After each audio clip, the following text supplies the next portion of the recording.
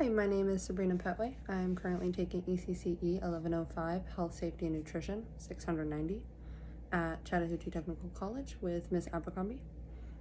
Today's date is July 16th, 2022, and I will be talking about toy safety for my video presentation.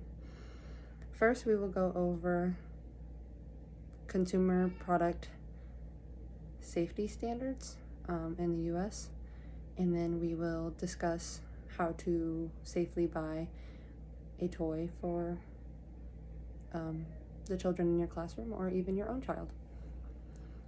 So, according to our textbook, Health, Safety, and Nutrition for the Young Child by Lynn Marotz, 240,000 toy-related injuries happened last year. Half of those toy-related injuries were due to non-motorized scooters and tricycles. Now,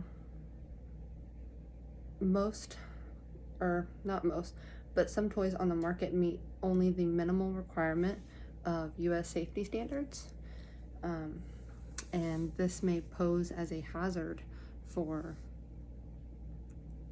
children that are not as developmentally advanced if they are playing with this toy. So, we want to make sure that the toy that each child is using is developmentally appropriate for them.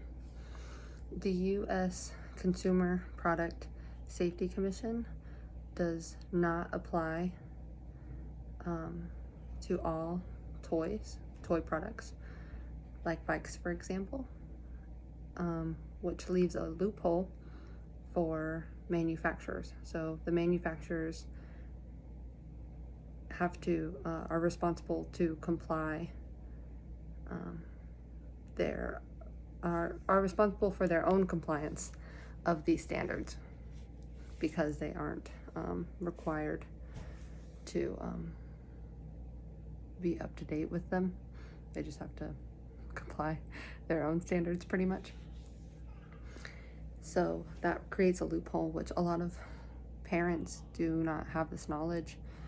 So I'm giving it to you now, but thankfully, you can go to cpsc.gov to check for recalls for all toy-related products, which is a good thing because when you are going to buy a toy, which leads us into our next section, going to buy a toy for a child, you want to make sure that it's not recalled because sometimes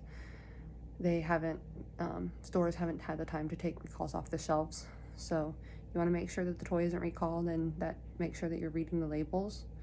When you are buying a toy for a child, you want to make sure that they are developmentally appropriate for that child and that they aren't damaged in any way and that they're complying with the standards.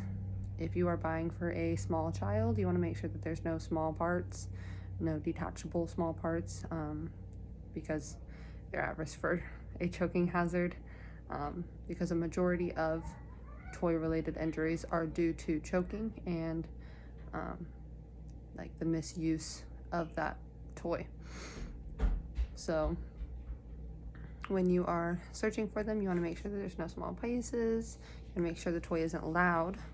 That's a big one that a lot of people overlook. Children's hearing is more sensitive than an adult's hearing, so 85 to 90 decibels is the safe range for a child's toy to be making.